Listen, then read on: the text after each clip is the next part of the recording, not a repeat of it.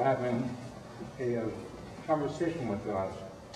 Now, one idea might be to come into solitude by yourself in your own room with no one else around, with a piece of paper and a pencil, and just write your thoughts down as you're speaking to God.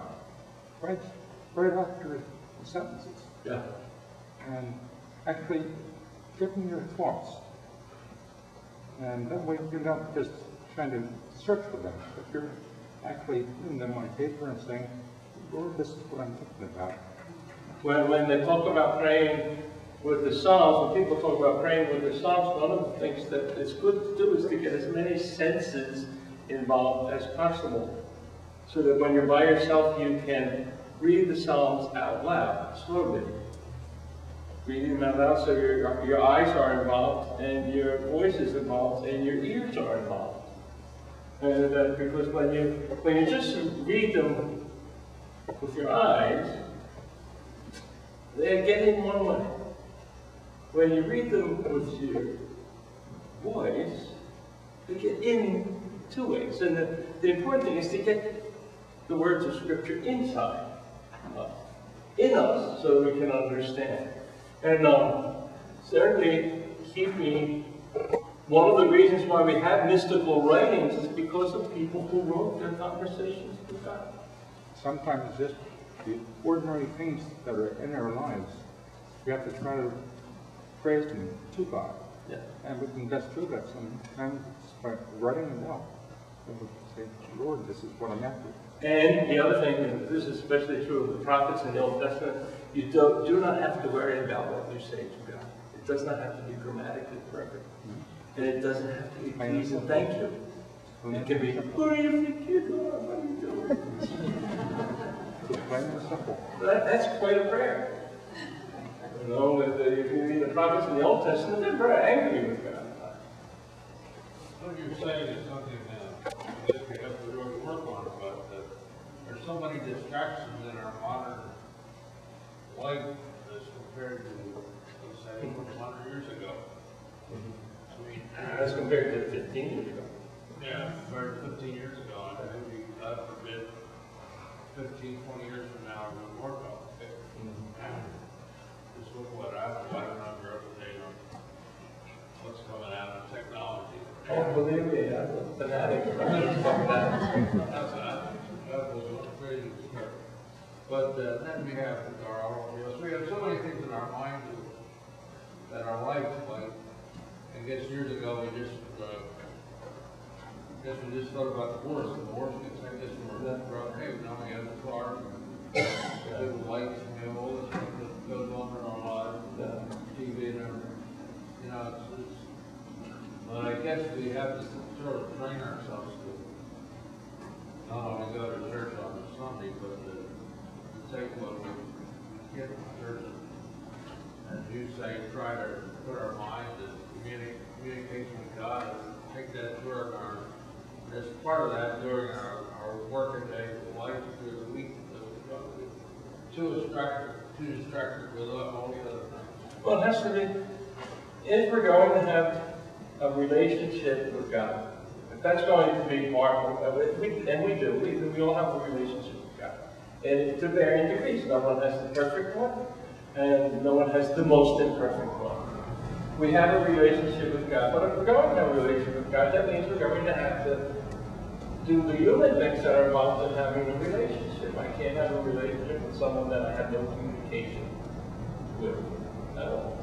That I never write to or I never speak to. I have a relationship with those with whom I have contact. So I have to be willing to put aside the time that is necessary for having this communication with that person, which is what prayer is. Now, in order to have that communication, I have to turn certain things off that are going to interrupt that. I might have to turn the television off, turn the radio off, turn the computer off. And if I want to be regular about this, then, it used to be in our family said that, the time, the dinner hour in my family when we were growing Donna Novia. I don't know if any of you know the Novia family. She's my sister. In our family, the dinner hour was, we all had pizza. And Friday nights we used to say we were going to buy my mother a pulpit, because on Friday nights we got the sermon from my mother about how to behave during the weekend. So families have times when things are meant for the family. I have to, if I'm going to have a relationship with God, I have to have time where I put time aside and just remove those things that are going to prevent that time with God. Kind of going along with that, everything's so quick paced nowadays, and I find that when I try to take some time, or even an adoration or something, I feel like my mind is like going 100 miles an hour, and when you give me suggestions how to stop and rest, and sort of just, like you mentioned before, talking, trying, that listening and just quieting down enough to be able to. Yeah. I think, see, the problem with God is that he's very quiet. He's very silent. So it's not easy to have a conversation with someone. I mean, I can talk to God, blah, blah, blah, blah, blah. But he's not going to blah, blah, blah back. At least I hope he doesn't. I don't know. So we have to, we don't know how to listen. We know how to turn on the radio and have the words go in, turn the television and have the images come in. We know how to absorb so many things, but we don't know how to listen from here. We don't know how to listen from here. We don't know how to listen to absorb things from here. But how do we learn to listen? Well, the first thing, really the most important thing we have to end up quieting is ourselves, our own minds. And how, like, what's the only way I've ever learned how to do anything about that is to when I was, we make 2 hours of mental prayer a day, an hour in the morning, an hour in the evening. And when I was a postulant, in Boston, and in the chapel, we had one of those clocks that chimed every 15 minutes.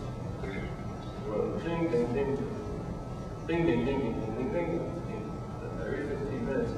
And my director said, when that chimes, stop and just say, I offer you everything that I just thought about through Christ.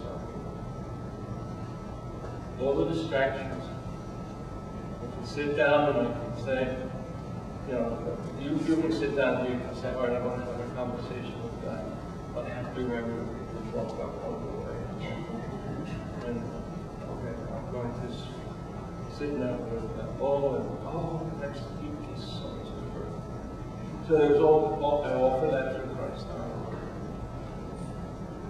And the more we refer, because it's not about us, having this relationship with God is not about us, it's about God.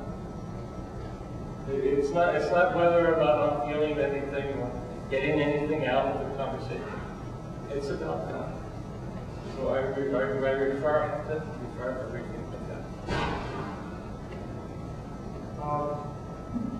I don't know if Father Deeney can stay or not.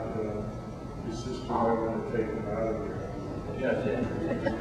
But thanks a lot, Father. It was great.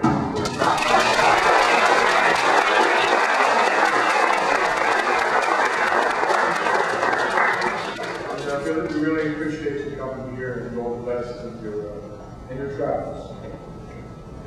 Thanks, everybody. God bless.